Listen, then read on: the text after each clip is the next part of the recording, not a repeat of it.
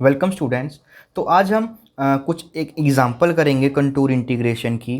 और फंक्शन हमारे पास क्या गिवन है, integral of C 1/z dz। और हमें चार डिफरेंट पाथ गिवन है और हम चारों के चारों डिफरेंट पाथ से इसके आंसर को कैलकुलेट करेंगे। ओके, तो देखिए सबसे पहला जो पाथ हमारे पास गिवन है वो गिवन है। और लास्ट लेक्चर में मैंने आपको जितने भी हमारे पास ये सर्कुलर पास होते हैं इनकी पैरामीट्रिक फॉर्म लिखनी सिखाई थी और किस तरह से हमने उनकी डायरेक्शंस को लेना है। ओके, तो आप सभी वो चीज़ें उस लेक्चर में देख सकते हैं कि किस तरह से हमने इन चीज़ों को लेना है। तो यहाँ से देखिए, अब पहला पाथ जो हमारे पास उसने बोला है वो ये है कि उसका सेंटर 0 है और एक सर्कल के लॉन्ग हमको जाना है जिसका रेडियस 1 है और अलोंग क्लॉकवाइज डायरेक्शन। तो क्लॉकवाइज डायरेक्शन मीन्स इस डायरेक्शन में जाना है। तो अगर हमको उसकी क्लॉकवाइज डायरेक्शन में जाना है तो ये मेरे पास एक तरह से उसका स्टार्टिंग पॉइंट मान लेते हैं और यही हमारे पास उसका एंडिंग पॉइंट मान लेते हैं। तो इसमें हमारे पास जो रेंज रहेगी वो क्या रहेगी, 2π to 0, क्योंकि एंटी क्लॉकवाइज में यहाँ पर जाएंगे तो इस पॉइंट का जो एंगल लेंगे हम 2π लेंगे और यहाँ से वापस आ रहे हैं तो ये 0 आ जाएगा। ठीक है, तो देखिए किस तरह से इसका हम इंटेग्रल को निकालेंगे। और हमने ये पढ़ा हुआ है कि किसी भी क्लोज्ड कर्व सी के long F of Z D Z का जो कंटूर इंटेग्रल होता है वो किसके इक्वल हो जाता है, हमको सबसे पहले उसके पैरामीट्रिक फॉर्म में चेंज करना पड़ता है, N gamma dash T into D T. ठीक है, तो इसी फॉर्मूले को हमने अप्लाई करना है। तो देखिए सबसे पहली हमारे पास जो ए पोर्शन रहेगा, जो कर्व है हमारे पास वो ये वाली गिवन है। तो इसमें की पैरामीट्रिक फॉर्म हमारे पास क्या हो जाएगी, यहाँ से जो इसकी वैल्यू रहेगी वो 2π to 0 रहेगी। 1/z मीन्स 1/, और इसमें इसकी पैरामीट्रिक फॉर्म क्या बन जाएगी हमारे पास, e raise to power iota theta into इसका डेरिवेटिव करेंगे इसका हम, तो वो आ जाएगा e raise to power iota theta into iota d theta. तो यहाँ से ये हमारे पास कैंसिल हो जाएगा, तो आइटा कॉमन, 2π से 0 डी थीटा, तो ये आ जाएगा आपके पास थीटा 0 to 2π, और इसकी वैल्यू आ जाएगी आपके पास 0 minus 2π iota, that is -2π iota जो है हमारे पास इसका आंसर आ जाएगा। अब सेकंड पार्ट में उसने हमसे ये बोला है कि हमको सिर्फ और सिर्फ इस पाथ के लॉन्ग ही उसका इंटेग्रल को फाइंड आउट करना है, बट अब की बार एंटी क्लॉकवाइज हमको मूव करना है। दैट मीन्स अब की बार हमको इस डायरेक्शन से जाना है। अब जब हम इस डायरेक्शन से जाएंगे और यहाँ से वापस आएंगे तो इसमें ऊपर की तरफ जाएंगे तो एंगल हमारा 0 से जाएगा और 2π तक रहेगा।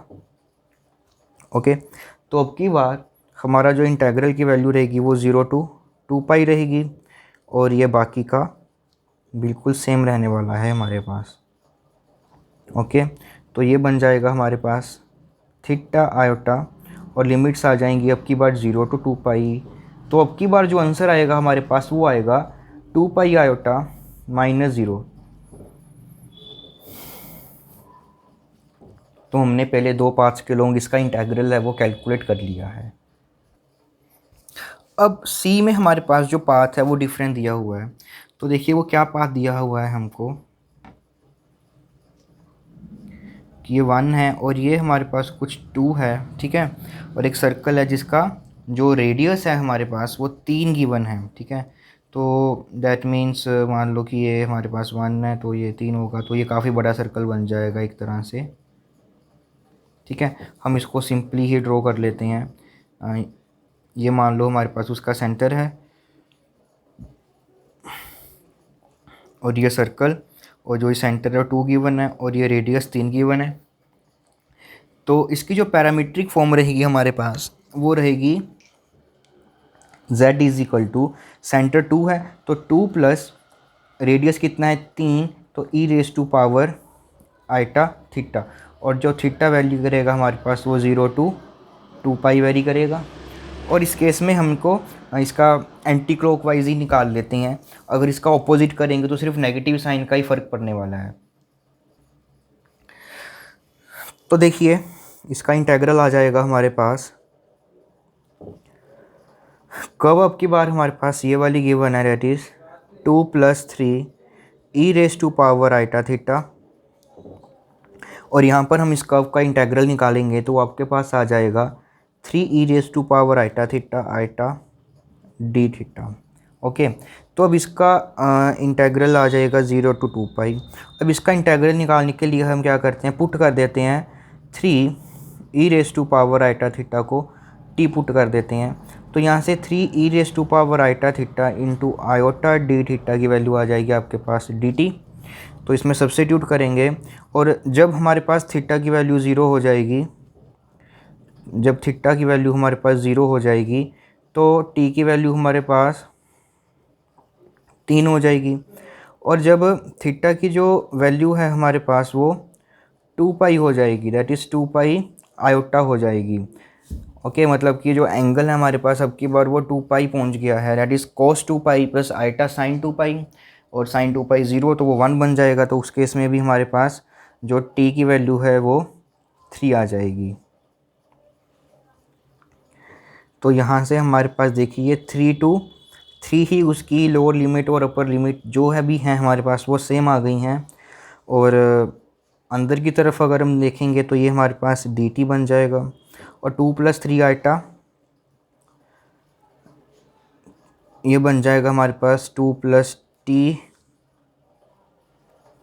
और इसका इंटेग्रल वैसे अगर लोअर लिमिट और अपर लिमिट हमारे पास सेम है तो वो ज़ीरो ही आने वाला है, क्योंकि अंदर इंटेग्रेबल फंक्शन पड़ा है हमारे पास। फिर भी हम इसका निकाल लेते हैं, जो आंसर आएगा वो आएगा log mod ऑफ 0 + t, और लिमिट्स आ जाएंगी 3 to 3।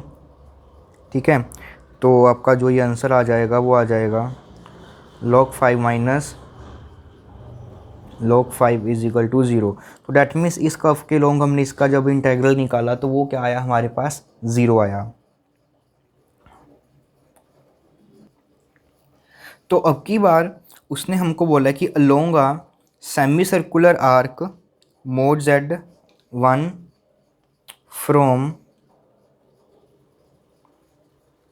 -1 to 1 हमने निकालनी है। ठीक है, तो मान लीजिए ये -1 यहाँ पर पड़ा है और 1 जो है यहाँ पर है। तो देखिए उसने हमको डायरेक्शन नहीं मेंशन की हुई, अभी उसने हमको डायरेक्शन नहीं मेंशन की, तो हमको दोनों डायरेक्शन के निकालना पड़ेगा। तो अलोंग सेमी सर्कुलर पाथ की उसने जो ये बोला है हमारे पास, एक तो हम यहाँ से इस डायरेक्शन में जा सकते हैं, दैट इज़ क्लॉकवाइज। तो सबसे पहले इस क्लॉकवाइज डायरेक्शन में निकालते हैं। तो जब इसकी क्लॉकवाइज डायरेक्शन में हम इस तरह से एंगल को निकालेंगे तो अब की बार जो इंटेग्रल रहेगा मेरे पास यहाँ पर -1 है। अगर यहाँ पर -1 है तो एंगल रहेगा हमारे पास पाई, और यहाँ पर रहेगा 0, और इंटेग्रल आ जाएगा आपके पास इसकी पैरामीट्रिक फॉर्म e⁻⁻ थीटा। इसका इंटेग्रल करेंगे तो e⁻⁻ थीटा इंटू ये बन जाएगा। तो ये बेसिकली हमारे पास अंदर बन जाएगा डी थीटा, और लिमिट्स आ जाएंगी हमारे पास 0 to पाई। तो ये आ जाएगा 0 - पाई, डैट मीन्स आंसर आ गया हमारे पास -पाई। ओके, तो अब की बार हम क्या करेंगे, अपना पाथ जो है हम इस डायरेक्शन के लॉन्ग लेकर जाएंगे। ठीक है, जब हम इस डायरेक्शन के लॉन्ग अपना जो पाथ है वो लेकर जा रहे हैं, तो अब की बार जो पाथ रहेगा हमारे पास वो इस तरह से रहेगा पाई to 2 पाई, क्योंकि ये एंगल अब की बार हमारे पास 2 पाई होगा। तो ये चीज़ हमारे पास बिल्कुल सेम रहेगी। यहाँ पर हमारे पास एक आयोटा भी आएगा साथ में। ओके, तो अब की बार जो लिमिट्स आएंगी वो ये आ जाएंगी, और आपके पास जो आंसर आएगा वो आएगा 2 पाई - पाई, और आंसर आ जाएगा आपके पास पाई आयोटा। ओके, तो होप सो आप सभी को ये एग्जांपल अच्छे से समझ में आई हो, कैसे हमने एंगल्स को लेना है, कैसे हमने पाई की वैल्यूज़ को लेना है। ओके, और अगर आपको ये हमारे लेक्चर जो हैं वो हेल्पफुल लग रहे हैं तो वीडियो को लाइक करना मत भूलें और चैनल को सब्सक्राइब ज़रूर करें। ओके,